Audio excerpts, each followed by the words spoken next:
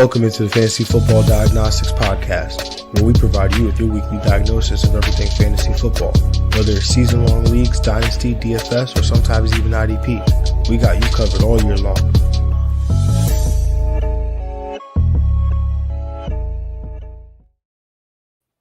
What's good? You know the vibes. Jon Jeune here at the real Jon J_FF, and I'm back with another episode of the Fantasy Football Diagnostics Podcast. It is Tuesday, November 11th, 2025. Happy to be here with y'all. It is we're entering week 13. It's crazy how quickly this stuff flies by. As unfortunately, the injuries will not stop. Few to cover today, but and this week we got no teams on bye, so that should provide some relief here with the playoffs just around the corner. But every decision becoming that much more crucial with only 2 weeks left to claim your playoff spot if you have not done that already, right? I think we're all trying to earn the asterisk next to our name.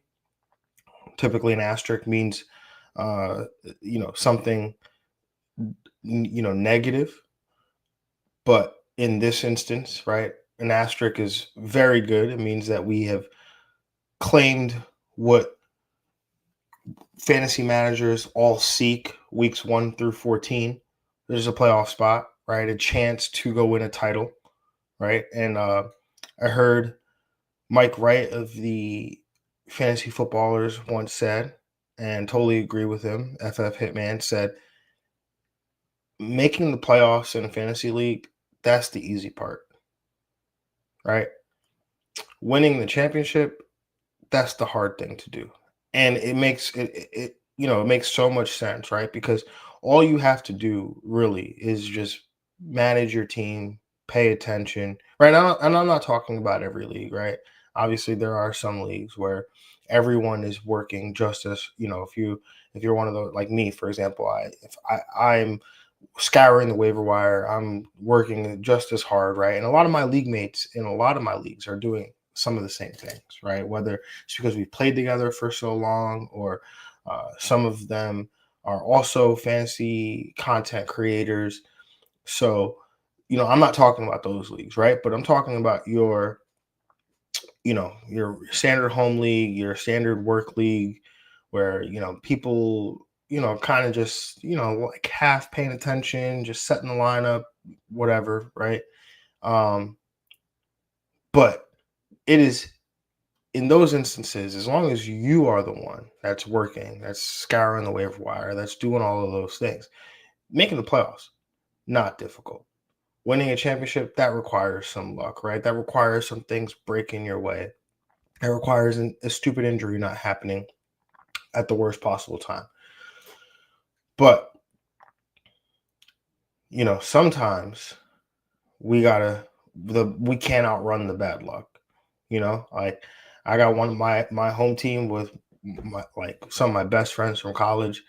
That team was on a roll, man. I was like 6-1, and now I'm sitting here staring at 7-5, right? But luckily, I'm not sweating because we implemented a rule, and I highly suggest you guys all think about implementing this rule in your league or going to your commissioner and being like, "Hey, commish, can we do something about this?" Because we implemented a wild card spot, right? So it's 12-team league, 6 teams make playoffs, but we implemented a wild card spot, which essentially that sixth and final playoff spot goes to the team that's not already seeded 1 through 5 that has the most points, right? So if you go look at your league and you look at, league standings, the team that's in 6th place, more often than not, they have more points than everybody, that's 7 through 12 or 7 through 14. But there's always the instance of the bad luck. You play the highest scoring team every other week, right? And, sometimes people think we can fix that with the median, which, yeah, we can fix that with the median, but a lot of platforms are charging for that, or, you end up having to do it yourself. If you are a crazy person like me a few years ago, which then that ends up being a lot of manual work. Where this is like very simple, easy. You accomplish the same goal, um, but it also, in a lot of times, doesn't necessarily work out that way, right? Where, you know, that 16 usually is the highest scoring team that's not already in, right? So something to look at, something to consider. But back to me, my 7-5 team. I'm second in the league in points, but currently ranked fifth. So I could conceivably lose out and still make the playoffs. Now, you know, the 1 or 2 seed probably out for me, right? So, you know, me, I'm not trying to pick my spot and, hey, what seed do I want to play? What matchups do I'm just trying to win, right? So, something to consider for y'all out there. But that's enough for that. We got a lot to get into today. Top waiver ads across each position. Who's worth your top waiver claim? Which stashes could help you down the stretch? But before we jump in, just a quick reminder: the usual Friday matchup show at 7 a.m. will instead be live on Wednesday at 7 p.m. Right? I did cover this on our matchup show last week, but just want to make sure I covered it again. We'll be live 7 p.m. this Wednesday to accommodate for Thanksgiving, right? So make sure you pull up to that one. It's usually a fun show. I will be going through every single game, you know, uh, all the Thursday games, all of the games this week. So make sure you pull up to that. It should be a good time. And then, as always, if you want, you know, the full waiver write up, rankings, the cheat sheet, head over to patreon.com/FFDX.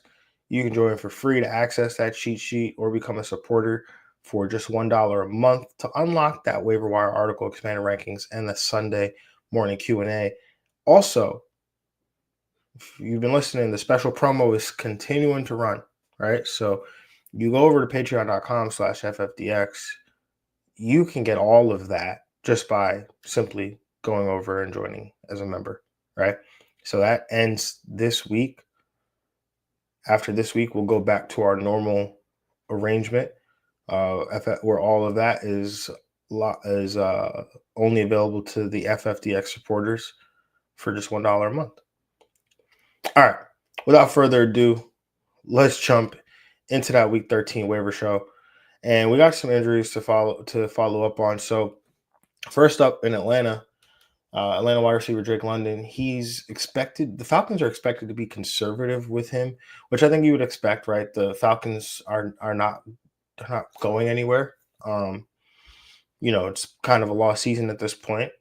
Drake London, one of their franchise cornerstones at the position or at the wide receiver position, you know, probably don't want to rush him back if he's not quite ready. So I think they're going to let him take as much time as he needs this weekend against the Jets. Cleveland quarterback Dylan Gabriel, he cleared concussion protocol. However, he will not be returning to the starting lineup as Shedeur Sanders has been named the starter for Week 13 against San Francisco. So, you know, Shedeur Sanders obviously made his first career start, the first Browns quarterback to start their first game in, I don't even know how long it was, but I want to say it was like 40 starts, right? I think it was like they're 0-4. They were 0-40 going into yesterday. So good stuff for Shedeur. And then Cincinnati wide receiver T. Higgins, he's in concussion protocol. They play on Thursday on Thanksgiving, so he's already been ruled out. Joe Burrow of the Cincinnati Bengals expected to start in Week 13 against the Baltimore Ravens.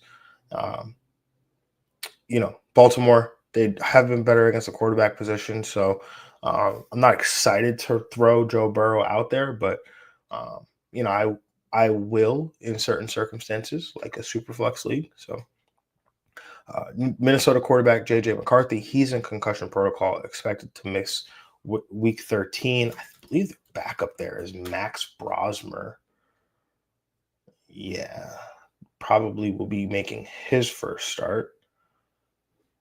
And then Pittsburgh quarterback Oh, I skipped one, but New Orleans running back Alvin Kamara, he suffered a knee injury, did not return to the game. Seems like he'll be out for the foreseeable future, so that opens up the door for rookie running back Devin Neal. Then Pittsburgh quarterback Aaron Rodgers, Mike Tomlin said he anticipates that Rodgers would be ready to go for Week 13, so should be on track for that. Tampa Bay running back Bucky Irving, he is expected to play in Week 13, has practiced the last 2 weeks in a limited capacity. The Bucs apparently could have had him play in Week 12, but they wanted to give him the extra week to get right. So, he is expected to play in Week 13. In that same backfield, though, Baker Mayfield, he suffered a left shoulder injury in Week 13, and he was left that game in a sling on his left shoulder. So he's expected to undergo some testing, and we'll see what happens there. But his status is uncertain for Week 13, and if he can't go, then we would be looking at Teddy Bridgewater. All right, let's get going through the waiver show. Week 13, strap in. It's gonna be a fun ride, as it always is. Starting with the quarterback position, let's talk Arizona quarterback Jacoby Brissett. Right, he's available in 39% of Yahoo leagues. I'm really mad because I've had to change this blurb. Right, it used to say no less than 19 fantasy points in over his last blah blah blah starts, but now it has to say no less than 18 fantasy points over his last 6 starts. Next up is Tampa Bay, who currently is allowing the most fantasy points to opposing quarterbacks over their last 3 games. And if you want to look ahead a little bit with Jacoby Brissett, right, he also against Cincinnati in championship week, right? Jacoby Brissett's going to lead people to championships. It's going to be a fun, hilarious thing, right?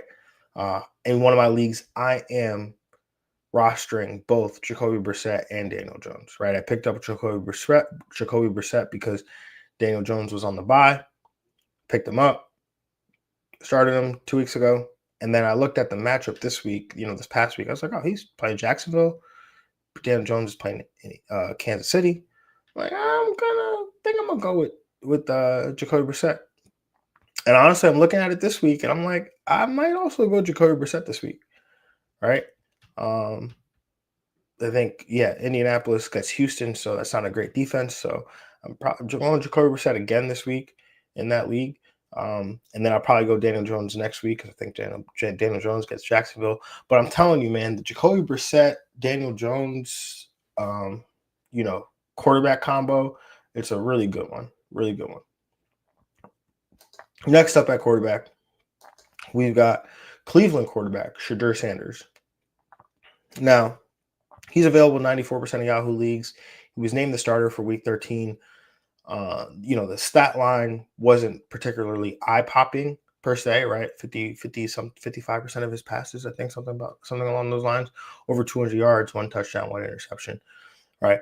But if you watched the game, which I didn't watch the whole game, but I was watching what was made available on Red Zone, but he was throwing the ball down the field, right? And I'm talking chucking the ball down the field. So,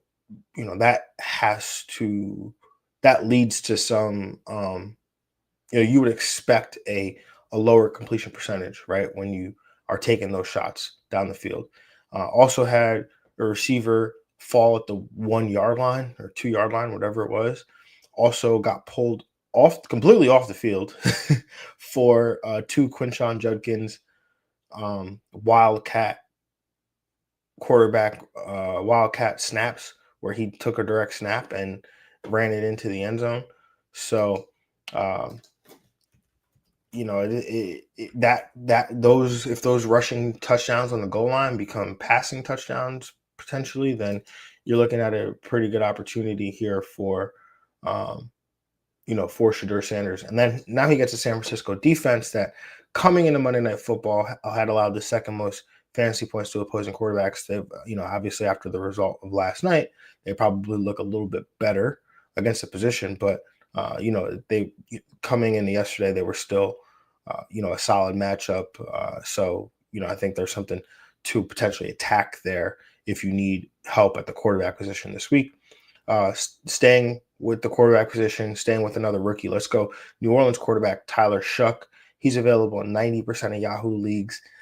Gets Miami this week, who allowed the seventh most fantasy points to opposing quarterbacks over their last 3 games. And then he also gets Tampa Bay next week. So solid back-to-back matchups here for Tyler Shuck.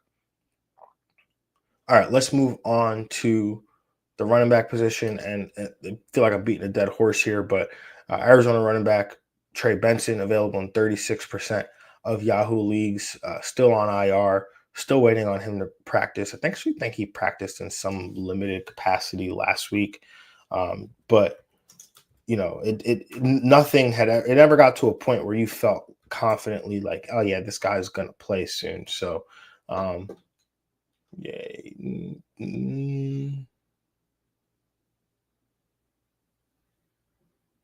Yeah, he did practice last week, but I think they're probably going to give him another week. But gets Tampa Bay this week, so solid matchup there for him as well. Tampa Bay currently allowing the 11th most PPR points to opposing running backs over their last 3 games. Then the waiver wire pickup of last week, probably Emmanuel Wilson, available in 34% of Yahoo leagues, had a huge game in week 12. If Jacobs can't go on the short week, right, because they play on Thanksgiving, then he would probably be the lead back once again against Detroit, who 27th most PPR points allowed to the running back position. But, the Giants were able to run the ball effectively. I think they did that through volume, really. Devin Singletary had 14 carries for a modest 47 yards. Tyrone Tracy, he had double-digit PPR points, 20 carries for 62 yards to go along with 3 catches for 68 yards. So, for the Detroit Lions there, I think the Giants were able to have a little bit of success, find some success in the ground game. So I think, Emmanuel Wilson, if put in a similar spot, could probably find himself, having a very useful fantasy day as an RB2 with some, RB1 upside, depending on touchdown distribution. Moving on, let's talk Pittsburgh running back Kenneth Gainwell, available in 70% of Yahoo leagues, outsnapped Jaylen Warren, while also seeing 16 touches for 122 total yards. Could be a flex option in week 13 and a plus matchup versus Buffalo. Next up, Washington running back Chris Rodriguez. He's available in 83% of Yahoo leagues. Last time we saw Washington, he led the team with 15 carries for 79 rushing yards. If he's the starting running back, he could see volume in plus matchups in week 15 and week 17, right? Have to go look at those matchups. I did write them down for a reason, but Denver is a tough matchup, but 15 he gets the Giants and 17 he gets Dallas, right? I also want to give an honorable mention here to Ja'Cory Crosky-Merritt, who is available in 42% of Yahoo leagues. Has not been a great season here for the rookie. Only 3 games over double-digit PPR points.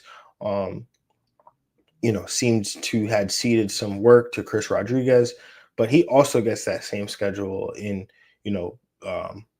week 15, week 17. A lot of managers, I think, were not willing to hold him through the bye week. So he's available, right? 42% of Yahoo leagues. So that's an honorable mention there for Ja'Cory Crosky-Merritt. And then New Orleans running back Devin Neal, available in 97% of Yahoo leagues. With Kamara out, Neal saw 14 opportunities, catching 5 passes for 43 yards in the process.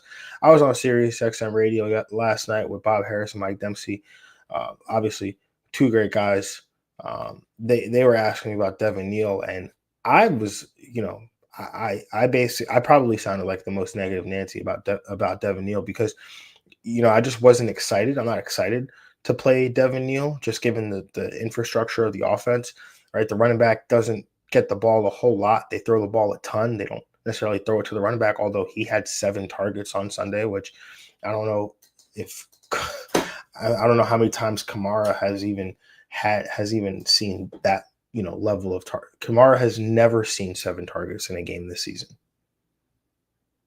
Had never seen 7 targets in a game this season. So don't know how it's even possible that Devin Neal saw that. But anyway, and then now because of the lack of running backs around, Devin Neal and whatnot, we're seeing a lot of, we see some Taysom Hill. So and the offense is just kind of a mess. And I don't know if it really is conducive to fantasy production to a running back like a Devin Neal, right? It's like running backs on bad football teams, right? So am I excited about Devin Neal? No. Will I pick him up at the end of my roster as some additional depth as I enter the playoffs? Yeah, I will, right? But I don't see him anything more as an RB3.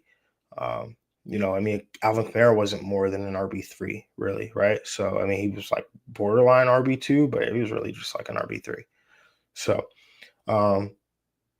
yeah, Devin Neal, 97% of Yahoo leagues. And then next up, we got the insurance policy running backs, right? So we're talking San Francisco running back Brian Robinson Jr., right? Atlanta running back Tyler Algier, LA running back Blake Corum, right? I could be missing somebody else, right? Emmanuel Wilson's up here, Kenneth Gainwell's up here, but think those guys, right? So, and again, we're past the trade deadline, right? So, in a lot of leagues, right, we're past the trade deadline. So, if you don't have one of these guys on your roster, and you are this Christian McCaffrey manager, you are the Bijan Robinson manager, you are the Kyron Williams manager, go get them. Like if they're available, they're on waivers, go get them. Please just do yourselves a favor, right? We literally experienced this with Emmanuel Wilson 2 weeks ago, right? Where it went from he's available in 91% of Yahoo leagues to now he's only available in 34% of Yahoo leagues, right? And what did it cost you to acquire him, right? So don't do that to yourself, especially as we get closer to the playoffs.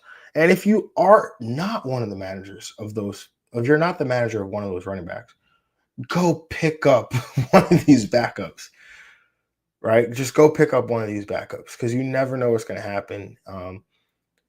Especially if you're playing one of them, right? If you're playing one of them, just pick them up and just what they know that you know what you know that they know what you did, right?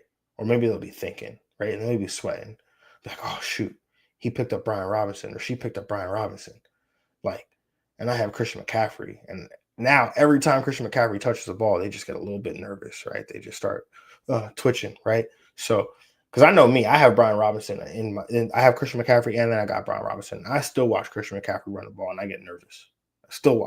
I get nervous. So, yeah, treat them like the yo-yo running backs. Pick them up, drop them. Pick them up, drop them. Pick them up, drop them if you have to. But just pick these guys up. Make sure they're rostered. Like last night I wanted to pick up players or pick up defenses that were on bye, that were available, or a player that was available, and I just couldn't do it. I could not do it because the only player I could have dropped was Tyler Algier, and I was like, I'm not doing it. Absolutely not doing it. I was like, I got Bijan.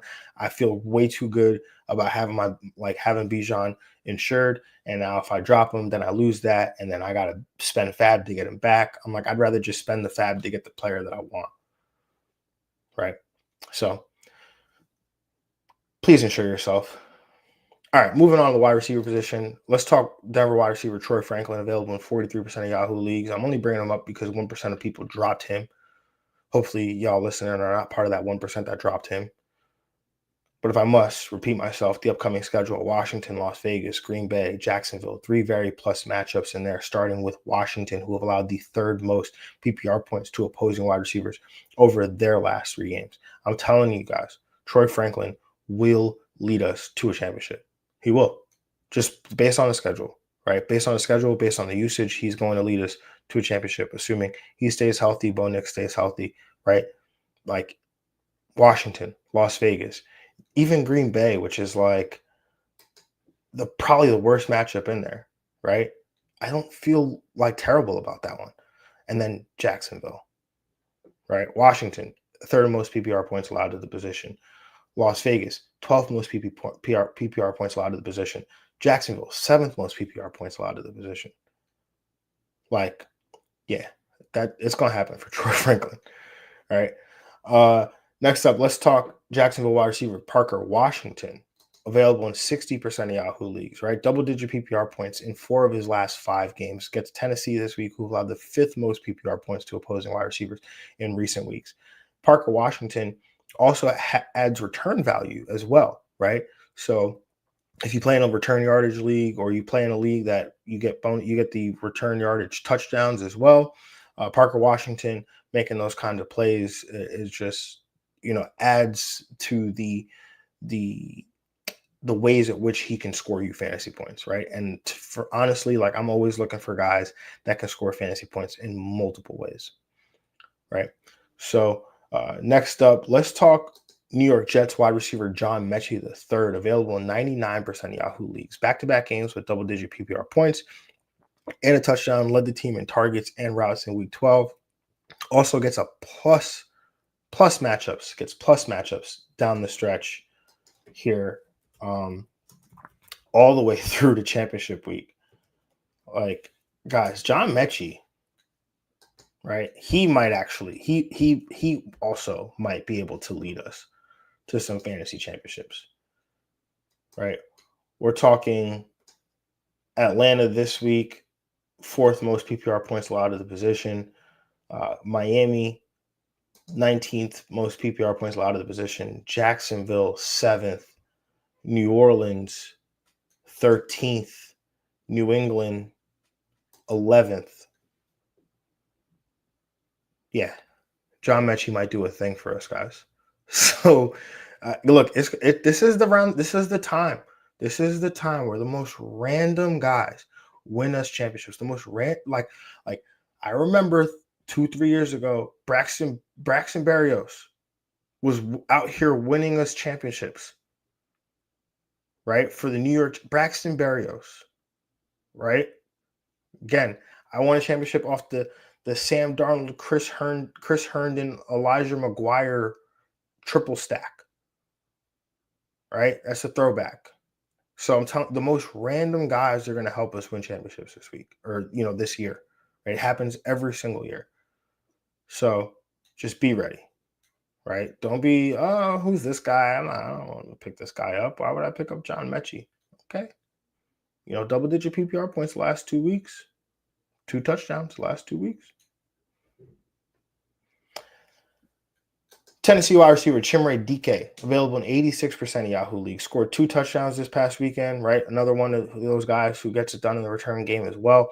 Tied for the team lead in routes while also leading the team in targets. Obviously, Alec Ironmaner was out. Calvin Ridley is on injured reserve.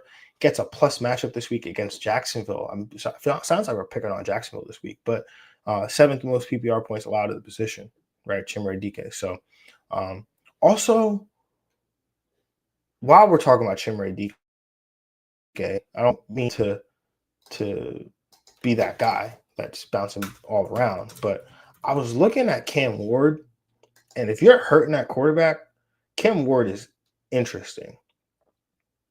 He's interesting, right?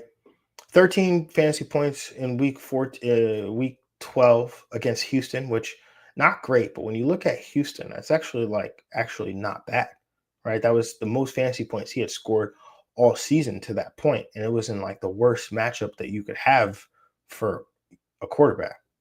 One of the worst matchups you could have for a quarterback, right? And then this past week he gets Seattle, which that's a plus matchup, right? 11 most fantasy points allowed to the position over their last 3 games, and he came out with almost 24 fantasy points. Then he gets Jacksonville this week, right? Jacksonville, where are we at with Jacksonville? 13th most fantasy points allowed to the position, 18.7 fantasy points allowed to the position over their last 3 games. So Cam Ward, just saying, if you are playing in the league, you need some help. You playing in Superflex, you need some help. 93% of Yahoo leagues, Cam Ward is. Just saying. And then I didn't bring him up because I I did not bring up Alec Pierce because he had a poor game this past week. I'm not bringing up Alec Pierce because he's already rostered in like 39% of Yahoo leagues. So he's not getting his own time here. But I'm still in on Alec Pierce. There's no way I'm not in on Alec Pierce. So, all right, let's move on to the tight end position.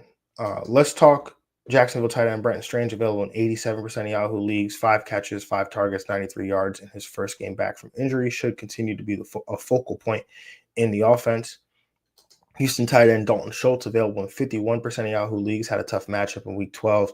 Prior to that, had 3 straight games with at least 8 targets and double-digit PPR points. Now gets Indianapolis, who is middle of the road against the position. Next up, Tampa Bay tight end Cade Otton, available in 43% of Yahoo leagues, saw 7 targets, but just played poorly overall this week. Gets Arizona, who is middle of the road against the position. Depending on if Baker Mayfield can go, I probably feel a little bit better or worse about that. If Baker goes, I feel better. If he can't go, I feel worse. Miami tight end Darren Waller, available in 79% of Yahoo leagues. Set to return from a torn pec that has kept him out. Prior to missing that time and prior to that injury, had scored 4 touchdowns over his first 3 games with the Miami Dolphins. So he would return to a plus matchup this week against the New Orleans Saints, who have allowed the 11th most PPR points to the position over their last 3 games, and he'd slot in as the immediate number 2 target behind Jalen Waddle. All right, let's move on to those defenses, special teams. And my top defense is probably going to be the Philadelphia Eagles. This one shocked me, guys, right?